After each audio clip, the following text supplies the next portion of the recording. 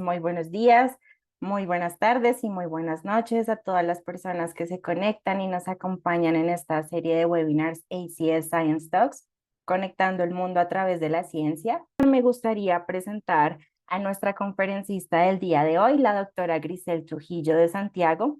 Ella es profesora en el Tecnológico de Monterrey y codirige el laboratorio Álvarez Trujillo. También es Chief Scientific Officer de Forma Foods, una empresa con enfoque en productos cárnicos de próxima generación. También es miembro del Sistema Nacional de Investigadores nivel número 2 y miembro regular de la Academia Mexicana de Ciencias. Grisel también es inventora líder de la impresión y bioimpresión 3D caótica y sus líneas de investigación versan sobre bioimpresión e ingeniería de biomateriales. Grisel también es químico farmacéutico biológico por la Universidad Autónoma de Nuevo León y también es maestra en ciencias y doctora en ciencias por el Tecnológico de Monterrey. Efectuó una estancia postdoctoral de 2 años tanto en Harvard como en el MIT y ha realizado estancias de investigación en universidades prestigiosas en la India y en Italia. Y también cuenta con una patente mexicana y 6 tecnologías en proceso de patente. Su obra ha sido reseñada en más de 10 portadas de revistas científicas internacionales de gran prestigio y ha publicado más de 75 artículos en revistas científicas internacionales y ha sido citada más de 6.300 veces. Es editora asociada de nuestra revista ACS Material Letters y es miembro del Comité Consultivo Internacional del Programa de la Universidad de las Naciones Unidas en Latinoamérica y el Caribe. También ha sido conferencista invitada en más de 100 eventos nacionales e internacionales y Grisel ha formado a 5 doctores y 18 maestros en ciencia en posgrados de nano y biotecnología. Finalmente cuenta con bastantes reconocimientos, recibió el Premio de Investigación para Científicos Jóvenes por la Academia Mexicana de Ciencias en 2023, también el Premio Líder Emergente en Química en 2024 por la American Chemical Society. También ganó la beca para mujeres en ciencias de la formación o de la Fundación L'Oréal UNESCO en 2019 y en el 2022 se reconoce destacó su trabajo en bioimpresión. También en 2023 recibió el Professional Development Award otorgado por el ISBF y fue nombrada ciudadana distinguida por su ciudad natal y pertenece al Círculo de Profesores Destacados de la Escuela de Ingeniería y Ciencias del Tecnológico de Monterrey. También recibió junto a su colega Mario Álvarez el Premio a la Innovación en Biotecnología otorgado por el CIMBESTAF y Neolfarma y el Premio Rómulo Garza en 2022 en su primera edición de la categoría Investigación que conduce al emprendimiento. Grisel, es un gusto tenerte acá con nosotros, es todo un honor y bienvenida seas. Muchísimas gracias, Juliana, y gracias, Carlos, por organizar esta plática. Yo súper encantada de estar aquí. Es un honor participar en eventos de la ACS. Y bueno, pues espero que lo que les traigo para platicar hoy les guste a toda nuestra audiencia. Bueno, pues de nuevo, muy agradecida y honrada de estar aquí para platicarles de lo que hacemos desde México. La verdad se siente muy a gusto platicar de lo que hacemos en ciencia en español y compartirlo con colegas latinoamericanos y pues sí, poder divulgar y compartir lo que hacemos en nuestra región. Y pues alabo y agradezco la labor que está haciendo ACS para lograr eso. Y bueno, hoy les voy a platicar de algo que hacemos en nuestro grupo de investigación acá en el Tecnológico de Monterrey, de impresión caótica de tejidos vivos microestructurados. Nosotros estamos ubicados en el norte del país, cerquita de Texas, cerquita de Nuevo Laredo, Texas.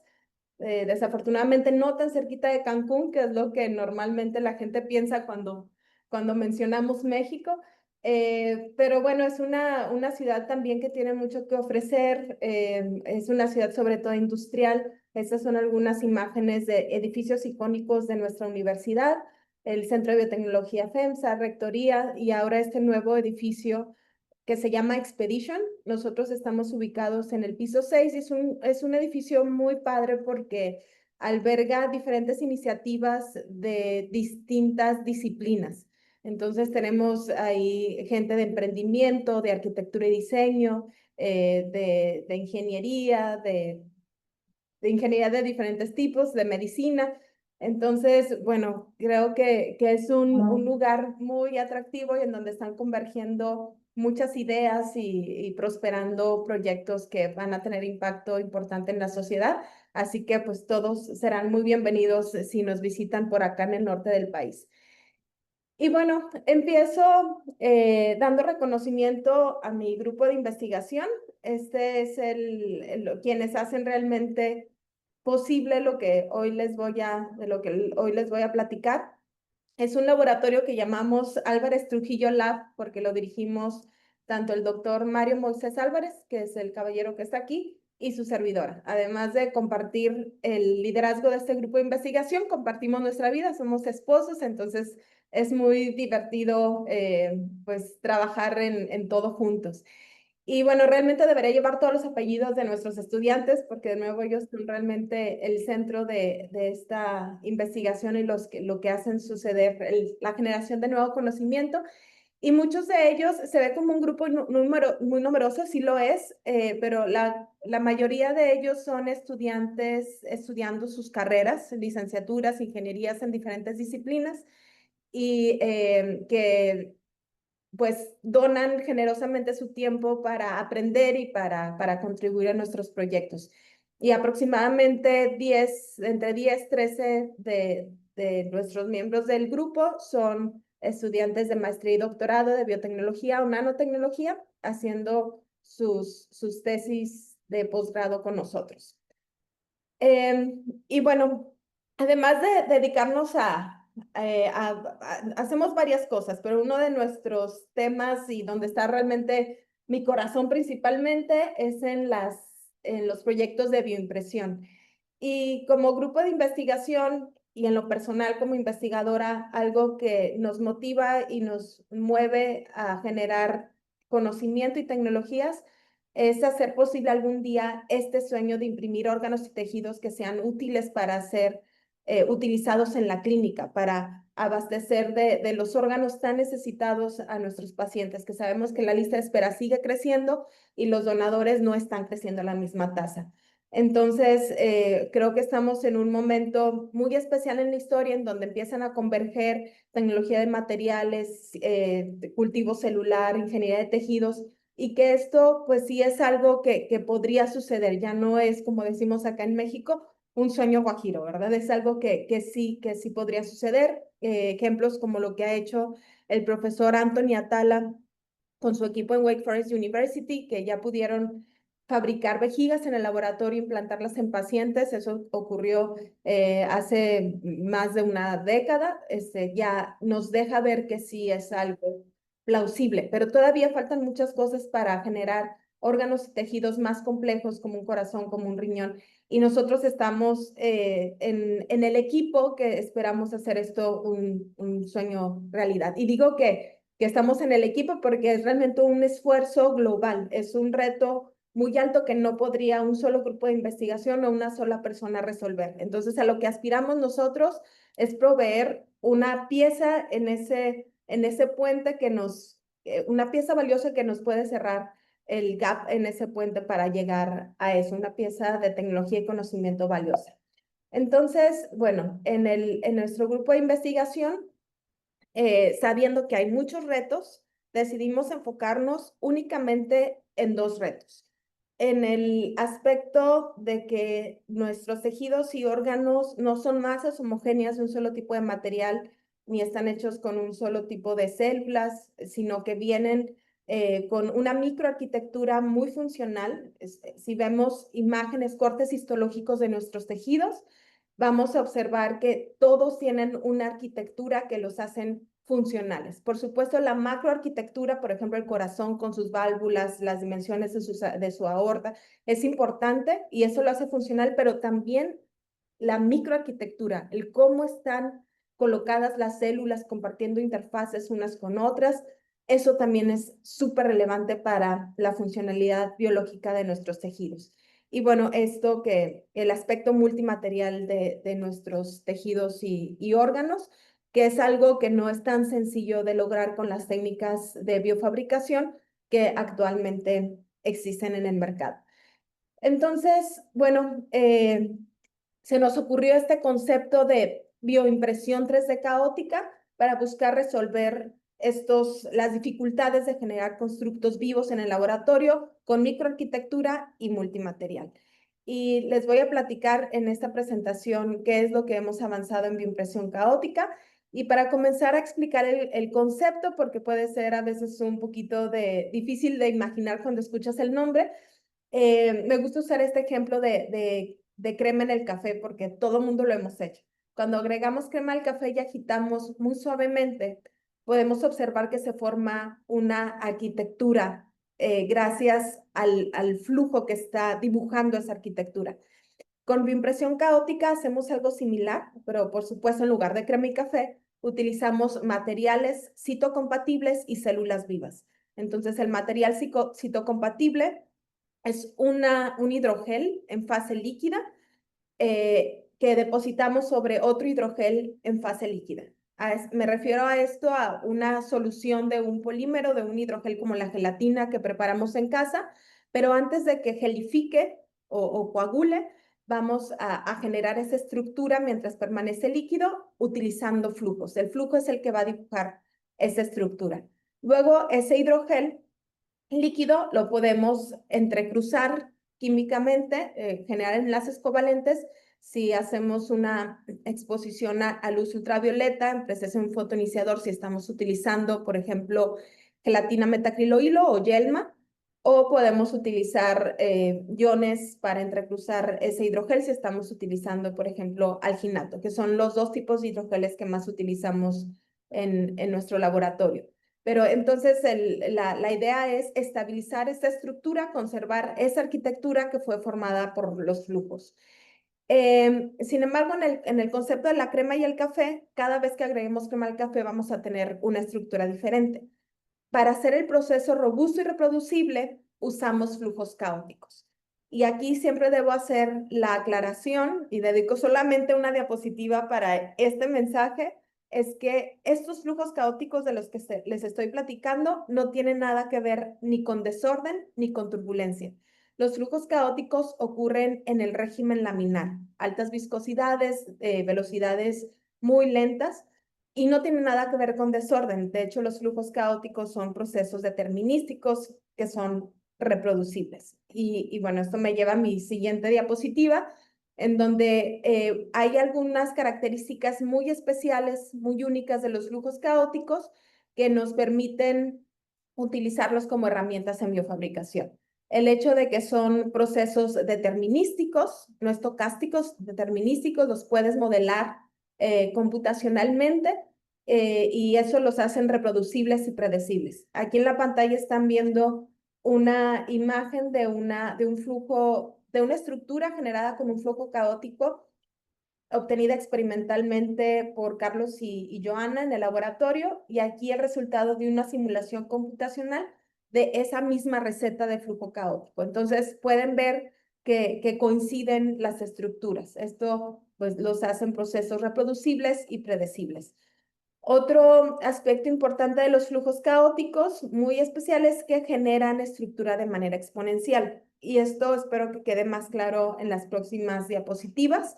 Pero por ahora también quedémonos con el mensaje de que tienen esta capacidad de generar estructuras en capas.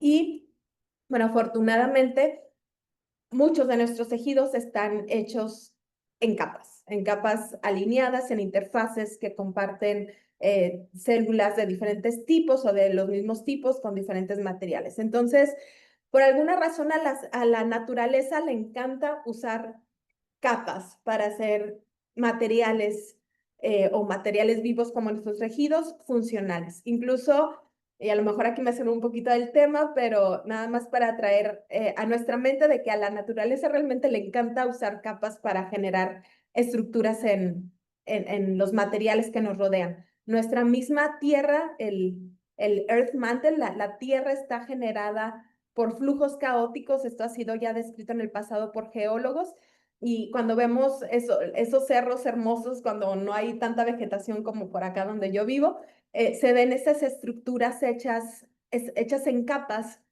y podemos ver ahí la firma del caos. Entonces, bueno, la naturaleza es muy sabia usando procesos muy simples, iterativos, muy simples, que requieren baja energía para generar una complejidad y funcionalidad muy alta.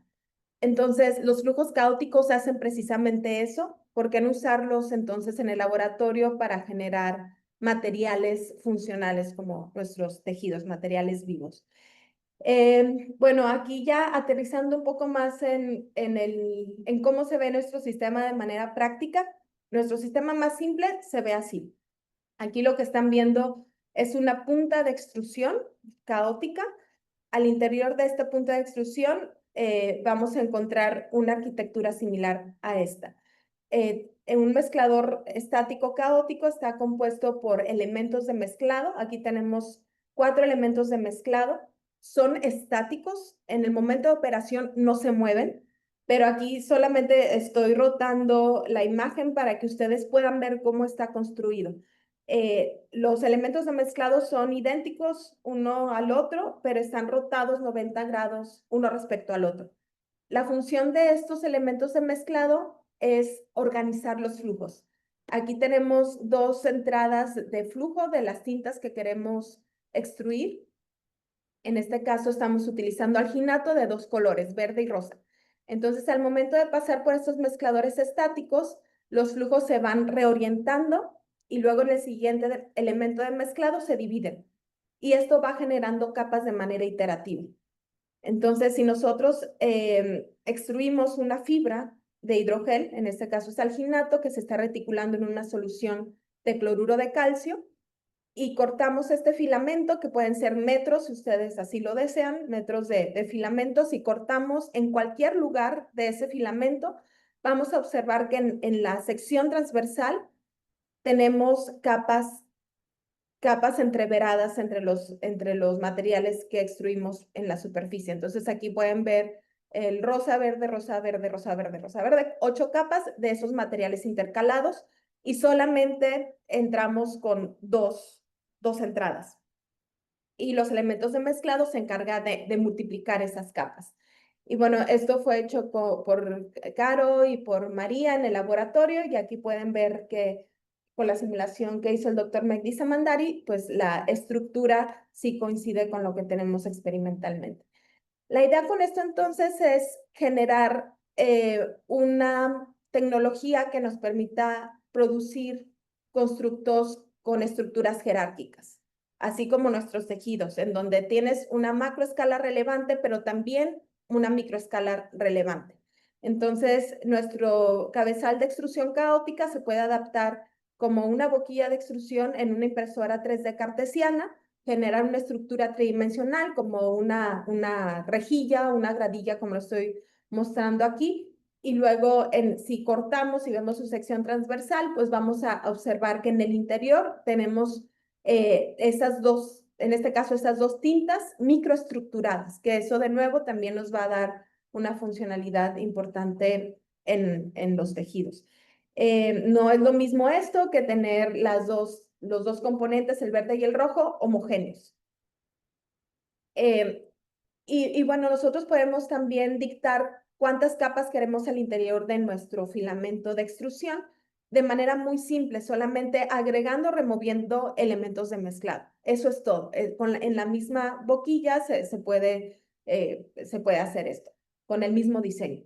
Entonces, por ejemplo, si tenemos 2 elementos de mezclado, voy a tener 4 capas. Si tengo 3, voy a tener 8. Si tengo 4, tengo 16. Y si agrego otro elemento de mezclado, voy a tener 32 capas, y agrego otros 64. Entonces, espero que con este esquema sea más claro cómo se van generando estructura de manera exponencial. Se van multiplicando por 2 el número de capas cada vez que agrego un elemento de mezclado.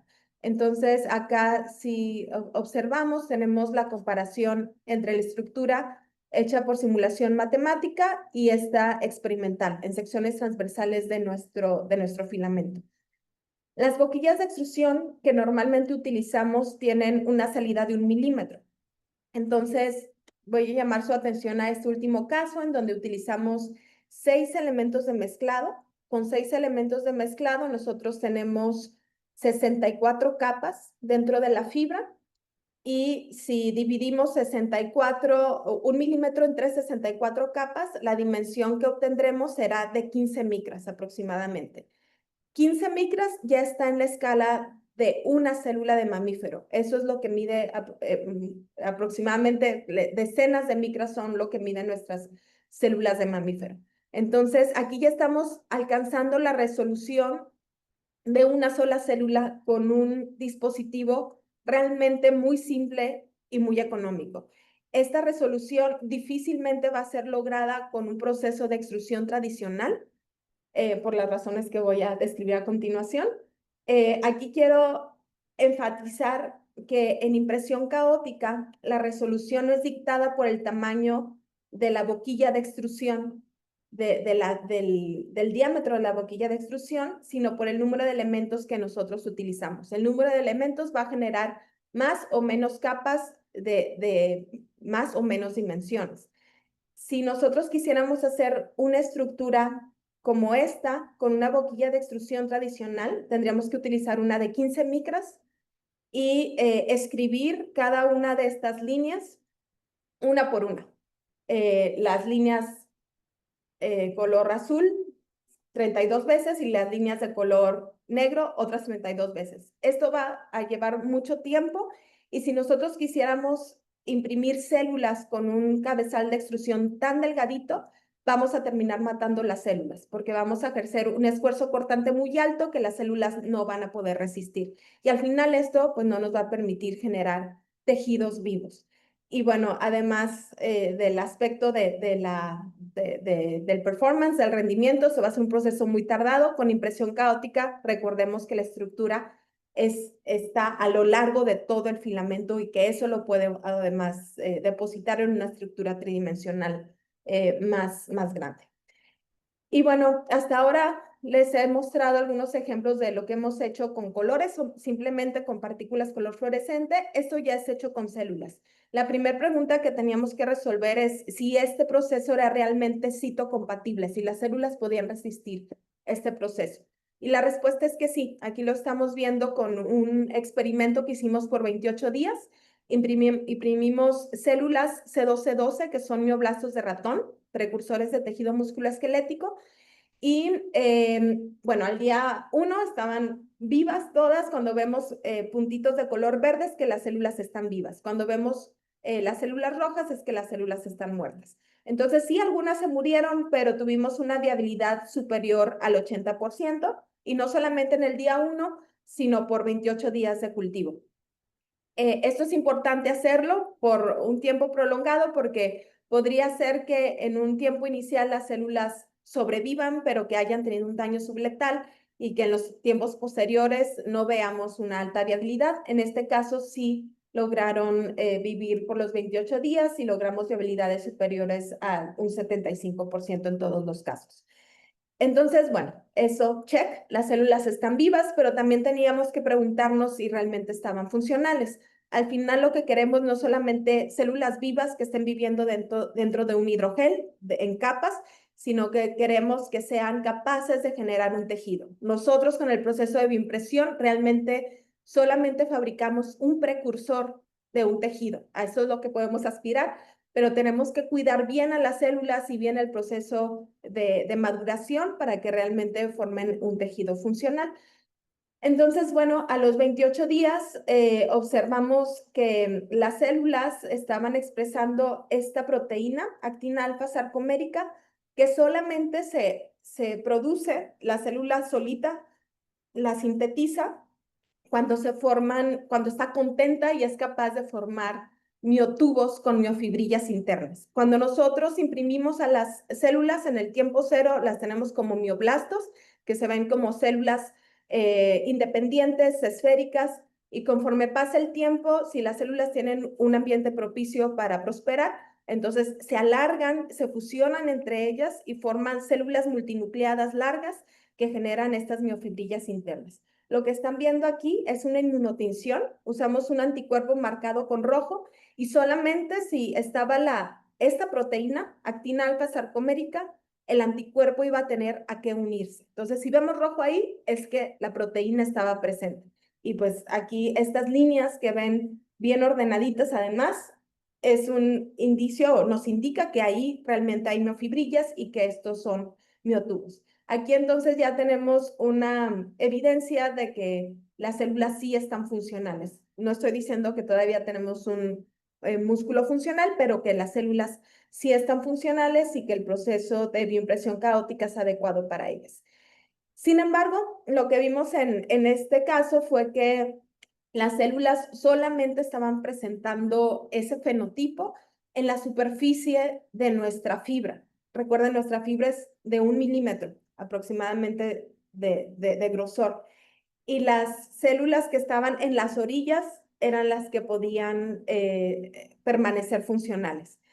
Y bueno, realmente eso no fue una gran sorpresa, porque sabemos no solamente de nuestros experimentos, sino lo que otros colegas han hecho, que en hidrogeles sólidos hay una limitación de la difusión de oxígeno, sobre todo, también de nutrientes, de 200 micras. Entonces, más allá de 200 micras, las células no van a tener condiciones óptimas para generar o para estar perfectamente saludables y funcionales.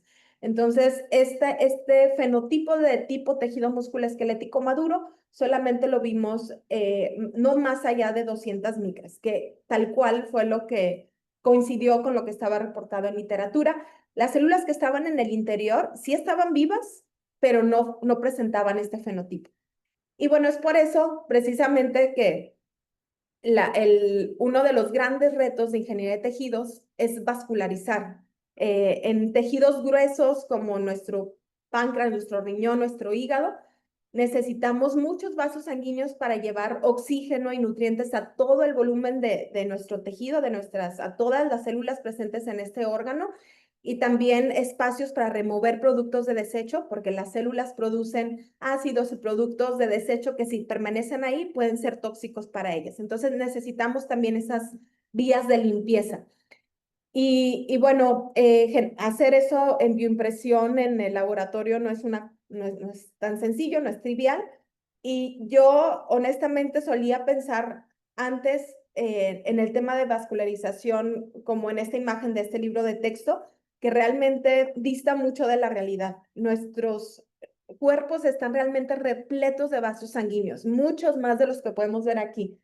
Una imagen a lo mejor más, perdón si a alguien es un poco, les pueda disturbar un poco esta imagen, pero esto es un cuerpo real que está presentado en un museo en Nápoles, y lo que vemos ahí es un cuerpo en donde se preservó el sistema óseo y el sistema vascular. Todo eso que vemos como hilos de color café o cables de color café son vasos sanguíneos preservados. Entonces, para mí esto fue muy revelador porque realmente me hizo entender qué tan repletos estamos de vasos sanguíneos. Y esto también me hizo entender por qué es realmente un reto tan importante a vencer en ingeniería de tejidos, porque no es tan fácil colocar esta densidad de tuberías dentro de tejidos o materiales suaves. Y bueno, buscando también hacer una contribución relevante a nuestro campo, se nos ocurrió hacer este juego de materiales en donde tenemos un material permanente, un material que va a generar un hidrogel sólido y otro hidrogel que va a permanecer como líquido, o le llamamos también un material sacrificable.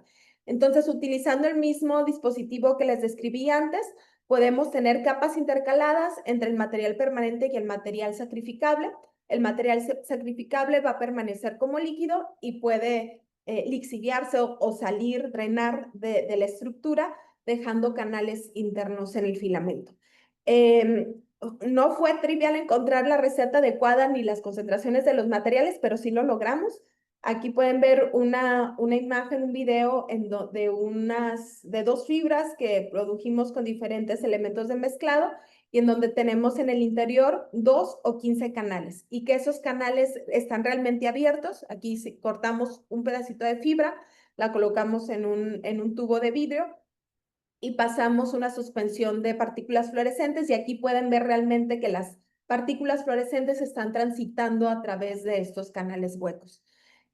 Y bueno, Carlos y Joana son excelentes experimentalistas, también muy ambiciosos, y dijeron, bueno, a ver, vamos a ver cuántos canales podemos introducir en un filamento de hidrogel suave, ¿no? Entonces aquí pudimos, con 6 elementos de mezclado, hacer una fibra de hidrogel con más de 32 microcanales internos.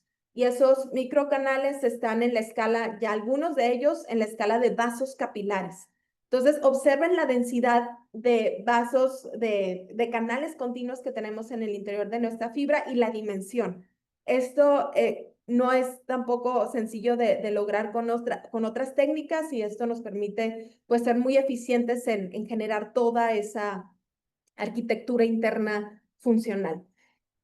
Aquí ya se los muestro con células, lo anterior todavía no tenía células. Aquí usamos de nuevo mioblastos de ratón y comparamos fibras que contenían canales versus fibras sólidas, sin canales. Y podemos simplemente por la morfología observar que las células que estuvieron impresas en filamentos con canales lograron extenderse y alinearse en la dirección del filamento. Estuvimos monitoreando la viabilidad celular con esta tinción de vivas y muertas, live and dead, y también la actividad metabólica, y observamos que durante los 3 primeros días no hay diferencias significativas, pero al día 7 ya hay una diferencia significativa. Son más viables las células que están impresas en fibras con canales y también más metabólicamente activas.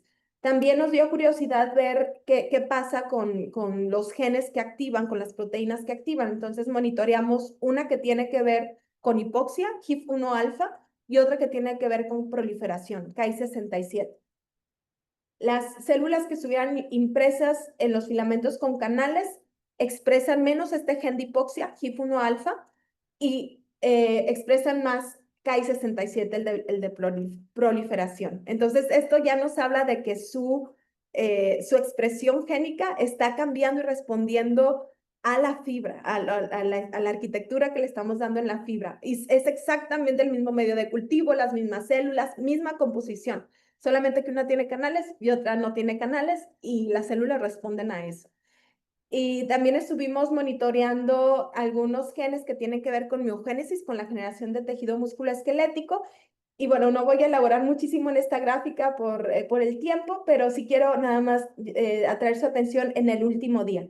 Esta ACTA1 es el gen que codifica para la actina alfa sarcomérica de las que les platiqué antes, estas miofibrillas que se sintetizan dentro de estos miotubos, las células multinucleadas elongadas. Pues las células que estaban impresas en fibras con canales expresaban mucho más este gen de ACTA1, produciendo actina alfa sarcomérica. Entonces, estas de hecho son inmunotinciones que nos muestran que ahí estaba esta proteína.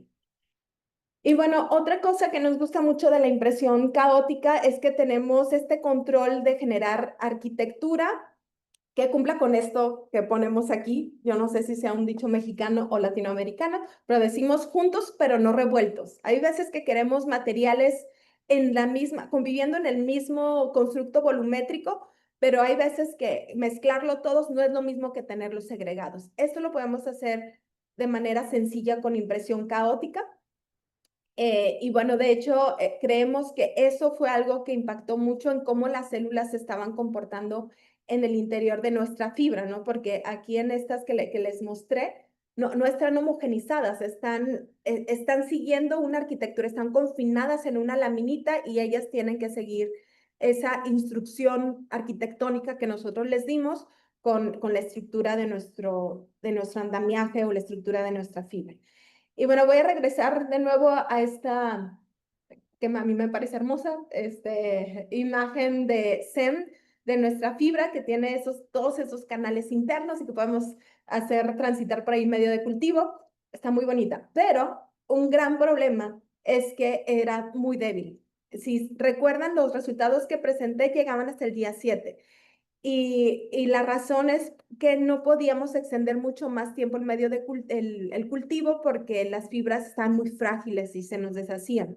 Entonces, bueno, con este reto dijimos, pues nadie nos está limitando realmente con la cantidad de materiales que podamos introducir en nuestros filamentos. Vamos a poner más materiales. A lo mejor también como contexto, a lo mejor una de las ideas iniciales puede haber sido, pues vamos a utilizar un gel más rígido para que no se nos nos deshagan tan rápido las fibras. El problema con eso es que las células no prosperan tanto en un ambiente encapsuladas en un hidrogel muy rígido. Necesitan espacio, necesitan manera de interactuar. Entonces, a estas células en particular, más bien prefieren hidrogeles suaves, de baja concentración o de baja densidad de entrecruzamiento. Entonces, para reforzar las fibras, sí necesitábamos otro material en donde no encapsuláramos las células. Entonces, aquí colocamos 4 materiales en nuestro cabezal de extrusión y si necesitamos más materiales, pues realmente no hay una limitación en eso, podemos hacer más, como en este caso que colocamos 8. Entonces aquí lo que hicimos fue demostrar que también puedes tener control en el diseño del acomodo de los materiales dependiendo en cómo coloques tus materiales en el cabezal de extrusión. Por ejemplo, supongamos que no queremos que esta capa color naranja se toque con esta color verde y que estén siempre rodeadas por el material negro, como hacer paredes con este material negro. Esto se puede lograr con esta configuración que les mostramos aquí y va a permanecer esa condición no importando el número de elementos que nosotros utilicemos. Puedo usar 1, 2, todos los elementos de mezclado que quieran. Aquí mostramos hasta 4 y siempre se cumple esa condición de que esté rodeado el naranja y el verde con este material color negro. Entonces, bueno, eso también creemos que abre la cartera de posibilidades, las arquitecturas que tenemos disponibles con un dispositivo realmente muy sencillo.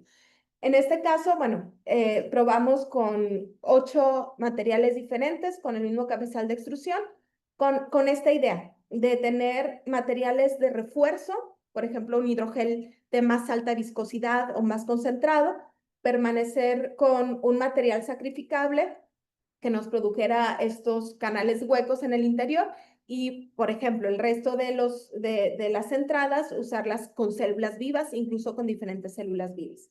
Y esto fue lo que hizo Andrea. Andrea probó diferentes configuraciones, súper talentosa, muy meticulosa, y probó diferentes concentraciones tratando de encontrar un sweet spot, un punto adecuado en donde tuviéramos una fibra más resistente, que tuviéramos siempre los canales, porque sabemos que eso es importante para que prosperen las células en el constructo completo, pero también tuviéramos espacio suficiente para las células.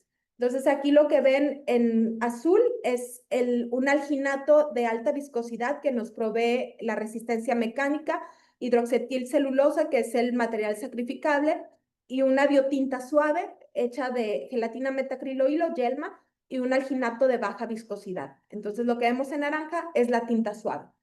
Entonces, bueno, no voy a extenderme mucho en esto, solamente que sepan que Andrea hizo propiedades mecánicas y observamos que sí teníamos con esta estrategia una manera de modular las propiedades mecánicas, la resistencia de las fibras y también tener más o menos espacio para colocar células en el interior de estos constructos, conservando los canales internos. Y bueno, luego David y Angélica utilizaron esta estrategia multimaterial de reforzamiento, conservando los canales, para producir fibras de tejido musculoesquelético.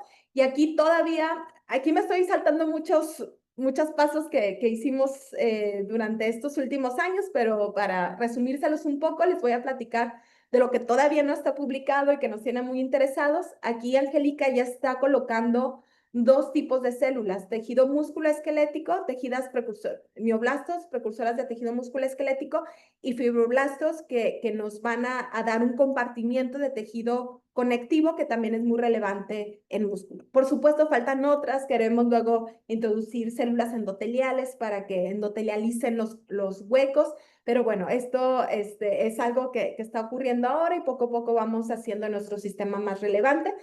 Aquí pueden ver que nuestros cultivos ya no duran solo 7 días, podemos extenderlos hasta 21 días. Y bueno, quizás no es tan necesario ser súper experto en cultivo celular o ingeniería de tejidos para ver que estos constructos están más densos que los que mostrábamos anteriormente cuando utilizábamos solamente C12-12.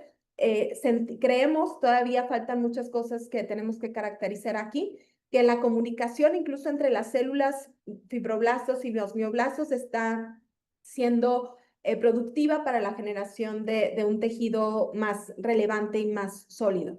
Entonces, con la combinación de materiales y con el cocultivo, podemos extender nuestros cultivos por más de 21 días y obtener tejidos más densos y, pues, perdón por la expresión, pero más bonitos. Ya sé que no es muy científico, pero pues hay que disfrutar lo que uno hace.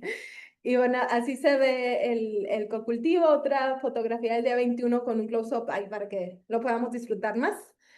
Eh, y bueno, otra cosa que, de hecho, ayer se aceptó este artículo en donde mostramos que también utilizando esta tecnología de impresión caótica podemos diseñar andamiajes. En este caso no tenemos células, queríamos probar solamente el concepto que podíamos introducir en el mismo andamiaje señalizaciones físicas y químicas. Las físicas son los canales per se y las en químicas introdujimos una nanopartícula. Biovidrio activo, nanopartículas de biovidrio activo. Y las probamos en este modelo in vivo, en la membrana coriolantoidea, y para ver si esta membrana de embriones de pollo podía ser capaz de invadir los canales de nuestro andamiaje. Y bueno, la mala noticia fue que no vimos realmente vasos sanguíneos invadiendo nuestro andamiaje. Lo que sí vimos fue que cuando estaban presentes tanto los canales como las partículas de biovidrio activo, se celularizaron más eficientemente en nuestros andamiajes versus aquellos que eran sólidos o solamente con canales o solamente con biovidrio activo. Entonces, las células de la membranita coriolantoidea lograron migrar al interior en el volumen completo de nuestro andamiaje. Esto es una tinción de núcleos, DAPI, entonces podemos saber que sí está ocurriendo eso. Todavía necesitamos comprobar si realmente vimos un vasito sanguíneo, pero eso nos da así como una esperanza de que sí podría funcionar también para vascularización, pero eso queda como trabajo a futuro. Entonces, bueno, ya manera de ir cerrando esta conversación, esta presentación, vemos esta herramienta de impresión caótica o de impresión caótica como una herramienta costo efectiva, muy poderosa, pero de baja inversión. Y quiero mencionar esto particularmente en este foro porque creo que todos sabemos, y no es un secreto, que en nuestros países, en todo el mundo, pero particularmente en nuestros países, el encontrar financiamiento, sobre todo para este tipo de investigaciones, es muy retador, es muy difícil. Sin embargo, creo que algo que está a nuestro favor es que somos muy ingeniosos y seleccionando los problemas adecuados podemos hacer contribuciones realmente relevantes a la ciencia sin tener acceso quizás a equipos de punta y a una infraestructura súper sofisticada. Sí podemos hacer ciencia relevante con recursos limitados. Y bueno, nada más para enfatizar en la versatilidad de nuestra herramienta, hemos probado otras cosas, como por ejemplo introducir materiales no solamente en la cabeza superior de nuestra punta de extrusión, sino también en puertos laterales. De esta manera podemos tener una librería más amplia de arquitecturas en donde podemos hacer coincidir en el mismo filamento estrías gruesas y estrías más delgadas. Y jugando con el programa de extrusión, si activamos o desactivamos algunas válvulas, también podemos tener gradientes en la misma fibra, en la sección axial de la fibra, teniendo constructos en el futuro como esos, en donde el mismo filamento genera la estructura macro, pero con transiciones en la microestructura interna, que esto puede tener relevancia importante en la funcionalidad de los tejidos o de los materiales que construyamos. También esto lo hemos mostrado como la capacidad de generar perlas o esferas de hidrogel con estructura interna. Esto se lo he publicado el año pasado. Realmente una estrategia muy muy sencilla de implementar. Nada más necesitas nuestro cabezal de extrusión, un soporte universal, una bomba de jeringa y un baño de entrecruzamiento. Y eso es todo. Y puedes generar esferas con arquitectura definida, utilizarlas, por ejemplo, en este caso, en la prueba de concepto fue imprimir células de cáncer y células de fibroblastos, simulando la coexistencia de tejido sano y de tejido canceroso, y probamos un fármaco quimioterapéutico para ver cómo respondía, y sí responde diferente. Y como tienes un montón de esferitas, pues puedes hacer muchas repeticiones. Nada más también para dejarles un sabor de otras cosas que estamos estado haciendo fuera del campo de ingeniería de tejidos. Aquí podemos ver un potencial enorme también para microbiología, para cultivar consorcios microbianos. En algunos casos tenemos la necesidad de cultivar, o sería una buena idea cultivar organismos que no conviven muy bien en un ambiente homogéneo, pero que si los estructuramos y escogemos bien los vecinos en este constructo de bacterias, de manera que uno no sea el que le gane al otro, podemos hacer coexistir bacterias antagonistas en estas arquitecturas. Esto fue el primer artículo que publicamos de esto. Otro ya está publicado, de hecho acaba de salir publicado esta semana, en donde mostramos también este concepto ya con 3 bacterias. En sistemas de liberación de fármacos, con colegas chilenos, estamos haciendo implantes para acuicultura, buscando regular los ciclos de reproducción de los peces y teniendo en diferentes capas hormonas que se vayan liberando en el tiempo y que nos permitan tener ciclos relacionados con la reproducción de los peces. Materiales en electrónica, materiales más conductivos. Esto fue algo que hicimos con el doctor Holmberg. También recientemente se publicó con colegas de la Universidad de Waterloo, el doctor Milad, aislantes intercalando materiales conductivos y materiales conductivos y magnéticos. Y bueno, a la vez podemos generar criogeles con estructura interna y también alimentos. Recientemente, bueno, ya hace como 2 años y medio, tenemos esta startup que se llama Forma Foods, en donde estamos utilizando la misma tecnología de las que les platiqué, pero para imprimir carne hecha con materiales vegetales. Esto todavía no tiene células, esto es 100% vegetal, pero estamos imitando la arquitectura del tejido de la carne, utilizando pastas vegetales que simulan el tejido músculo-esquelético. Aquí es donde colocamos la pasta vegetal como tejido músculo-esquelético. Aquí el tejido conectivo es una raíz oriental que se llama konjac, que nos da un material viscoelástico similar al de la piel. Y aquí tenemos la pasta que simula el tejido adiposo, hecho a base de pasta de coco. Y la estructura, la impresión caótica, pues nos permite generar esa estructura interna que da un impacto en la textura del producto. Y bueno, termino agradeciendo a los colegas que han estado involucrados a lo largo de estos años en esta línea de investigación y a quienes han financiado estos proyectos, y sobre todo a mi grupo de investigación y a mis alumnos, y claro, ustedes por escucharme. Muchísimas gracias.